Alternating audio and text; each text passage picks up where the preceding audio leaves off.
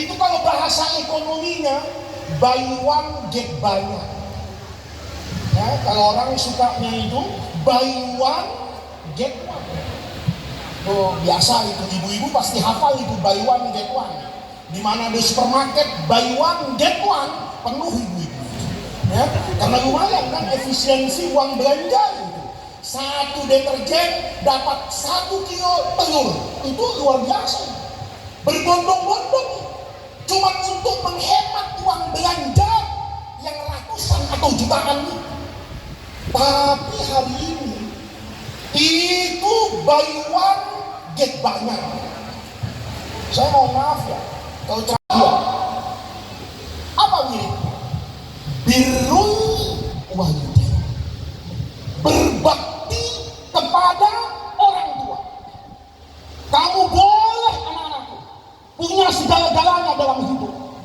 Kamu boleh punya uang, kamu boleh punya jabatan, kamu boleh punya ilmu, kamu boleh punya semuanya.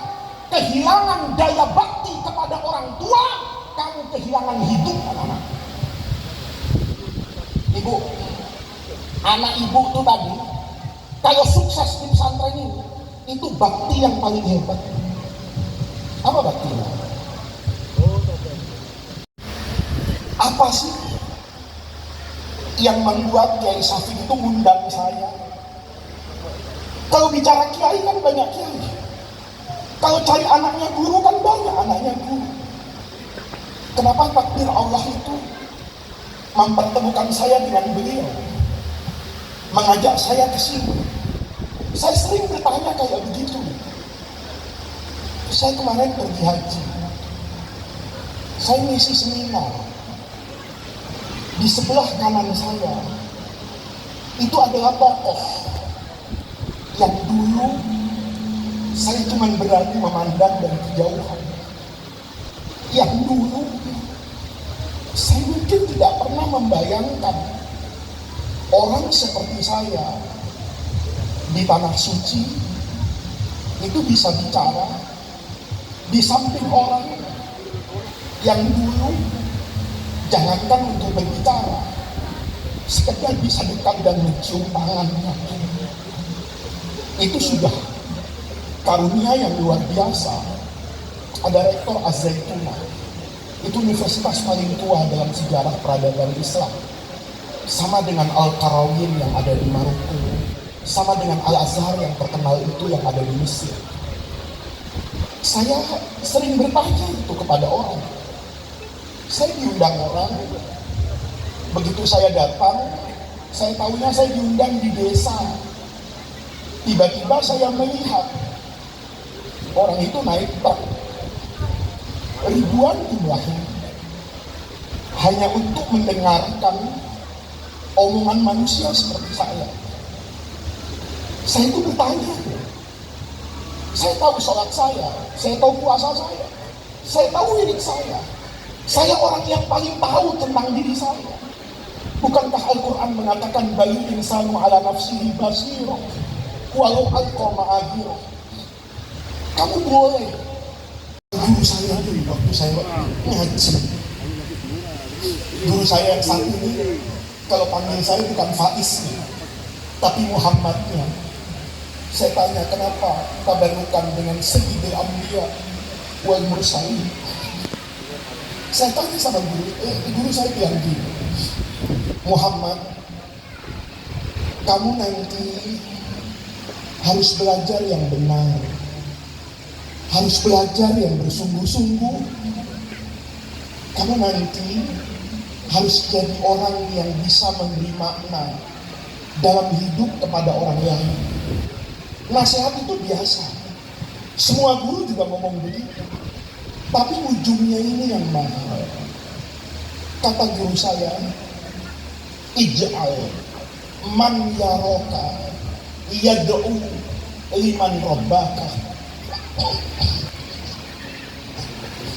Kata guru saya, kamu tuh kalau jadi orang, ij'al, kamu harus jadi orang. Man yaraka, kalau ada orang melihat kamu, itu yad'u liman robbaka, otomatis akan mendoakan orang yang mendidik kamu. Tapi ibu, bapak, ketika anak-anak itu tampil, saya bilang sama Kiai Safi, al-maghfurlah, di alam yang berbeda dengan kita, itu sedang panen rahmat Allah. Itu sedang memetik apa yang dia tanam puluhan tahun lalu kepada anak keturunannya itu. Melihat anak-anak kayak tadi, kan pertama dalam benak saya ingatnya kan Kiai Safi, kan saya ingatnya Dzurriyyah al-maghfurlah. Saya katakan, ya Allah al-maghfurlah, nanam anak, didik anak, nyekolahkan anak, begitu anaknya sukses, bisa membuat anaknya orang lain hafal Quran, anaknya orang lain sujud kepada Allah, anaknya orang lain tahu agama. Saya ketika melihat Kiai Safi, saya doakan beliau, kalau bukan karena didikan ini, saya mohon maaf Kiai nunjuk-nunjuk, supaya anak-anakku tahu hidup itu kayak apa. Nah, kalau bukan itu tuh, didik yang itu tuh, dikirim ke Jakarta zaman itu, ngaji di Jogja zaman itu, kalau bukan karena ini, kan gak ada pesantren ini. Kan kalau bukan karena ini, didik yang ini, kan gak ada lantunan Quran tadi, kan gak ada bacaan indah tartil. Ayo pertanyaan saya, Bu, nanti kalau ibu mati, apa yang ibu mau bawa ke hadapan Allah kecuali harapan besar memiliki anak keturunan yang mengerti tentang agama, anak yang ketika tampil di masyarakat bacaan Qurannya akan mengalir ke kuburan ibu di alam barzakh. Saya mau tanya, Bu, apa ada cita-cita yang lebih mulia dari itu? Apa ada harta kekayaan yang lebih membanggakan kecuali ketika ibu masuk ke liang kubur hanya berhadapan dengan man rabbuka wa man nabiyuka? Anak ibu yang menjawab di atas tanah, malaikat, jangan tanya siapa Tuhan bapak saya. Saya ini dididik oleh ayah saya. Apa saya tidak cukup meyakinkan engkau bahwa ayah saya yang di alam kubur itu yashhad bi annallaha wa rabbuh, makanya jadi orang seperti saya hari ini. Bu, ini serius. Air mata ini cuma aksesoris saja lagi ya. Saya mohon maaf. Mata tuh nggak bisa saya tahan kalau bicara ini. Karena dalam hal ini saya dengan ibu sama. Saya juga punya anak. Anak saya pun saya pas di tempat yang berbeda. Saya sama ketika 40 hari, tentu bertahun-tahun yang lalu, nggak boleh ketemu dengan anak saya. Di situ saya menjadi orang yang sayang kepada gurunya anak-anak saya. Karena saya mengerti betul bahwa ini adalah perjuangan. Tapi para wali santri, kalau nanti anaknya sukses, tampil di depan, semua orang ingat sama bapak ibu. Oh, Faiz, pasti dia akan ingat dengan Kiai Syukron Makmur. Kalau bukan karena didikan ini yang mungkin keras, kalau mungkin bukan karena paksaan ini, mungkin gak gitu. Saya juga punya cita-cita. Saya di kecil itu kepengen jadi pilot. Karena buat saya itu enak, di atas dan terbang. Ayah saya itu nggak bilang nggak bisa. Saya kiai, kok kamu nggak jadi kiai, nanti orang akan bilang saya nyesel jadi kiai. Saya masuk ke pondok itu dipaksa. Saya bukan orang yang pintar. Nulis Arab tuh masih suka sarung. Mana yang bisa disambung, mana yang nggak bisa disambung. Saya dulu. Tapi hari ini saya selalu baca doa ayah saya dalam sepanjang hidup saya, dalam sujud panjang saya.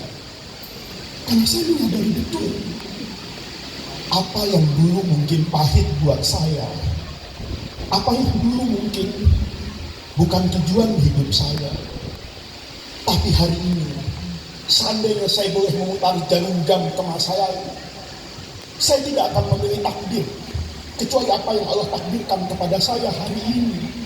Karena saya mengerti betul makna hidup yang berarti dengan menjadi seorang santri. Ibu, melepas anak ke pesantren itu butuh keberanian. Tadi Kiai Syafiq bilang, itu betul. Saya waktu melepas anak saya yang dipahami kalau di atas mimbar itu suaranya bisa tegas, itu saya hancur. Anak saya itu saya nggak mau lama-lama menatap. Saya mencari kesibukan agar mata saya tidak beradu dengan mata anak saya. Karena saya tahu kalau mata itu beradu, saya khawatir air mata saya lebih cepat keluar daripada anak saya. Saya tahu betul betapa berat melepas anak ke pesantren itu berat. Berpisah itu berat. Tapi ibu harus belajar. Bapak harus belajar bahwa cinta itu kadang-kadang tidak harus memeluk.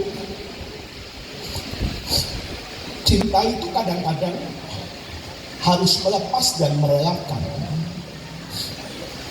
Tidak selamanya cinta anak itu dipeluk dan hidup bersama. Tapi ada masa, Bapak, kalau cinta anak ingin meraih cita-cita, lepaskan anak, relakan dia pergi berpisah. Apa contohnya? Nabi Musa. Nabi Musa itu waktu lahir itu kalau kata orang Jakarta, apes. Fir'aun ini, raja yang zalim ini, pada malam menjelang kelahiran Nabi Musa, mimpi dia. Mimpinya itu indah. Dipatok ayam, bukan diseruduk harimau. Dipatok ayam. Fir'aun itu terganggu. Kenapa? Karena yang nyerang Fir'aun itu ayam. Sementara Fir'aun itu kan penguasa. Fir'aun itu jadi hebat, itu nggak sendirian, didukung oleh pemodal. Kampanye kan butuh duit, ngumpulkan orang itu butuh biaya. Maka ada orang paling kaya di masa itu yang menjadi pendukung utama Fir'aun, namanya Korun. Itu orang kaya paling terkenal loh. Kalau di Banyuasin ini ada orang gali-gali rumah bikin fondasi, kemudian nemu emas. Gak banyak sih, 5 kilo. Disebut harta siapa? Harta Karun. Padahal dalam sejarah Korun itu gak pernah ke Banyuasin. Tapi asal ada harta di dalam tanah, itu disebut hartanya. Kenapa? Ini orang kaya paling hebat. Itu dukung sujud di kaki Firaun. Satu lagi, gak cukup orang kaya, kekuasaan, senjata. Siapa? Panglima TNF, bukan TNI, Tentara Nasional Fir'aun, namanya Jenderal Haman. Ini sujud di kakinya Fir'aun. Orang kaya dukung, militer dukung, belum tentu menang jadi gubernur. Cari dukungan satu lagi, kiai. Jadi kiai itu soal mendukung, itu cerita Fir'aun. Itu cerita lama. Kiai, namanya siapa? Kiai Bal'am. Ini mazhabnya unik. Kalau Kiai Syafiq di Yaman itu belajar mazhabnya Imam Syafi'i. Saya mungkin di belahan negeri yang lain pernah belajar mazhabnya Imam Hanafi. Saya punya guru bermazhab Imam Maliki. Saya punya guru bermazhab Imam Ahmad bin Hanbal. Tapi Bal'am ini mazhab kelima. Namanya Madhab Wani Piro. Mudah-mudahan di Banyuasin mazhab ini tidak ada, ya. Di belahan daerah lain ada mazhab ini, namanya Madhab Wani Piro.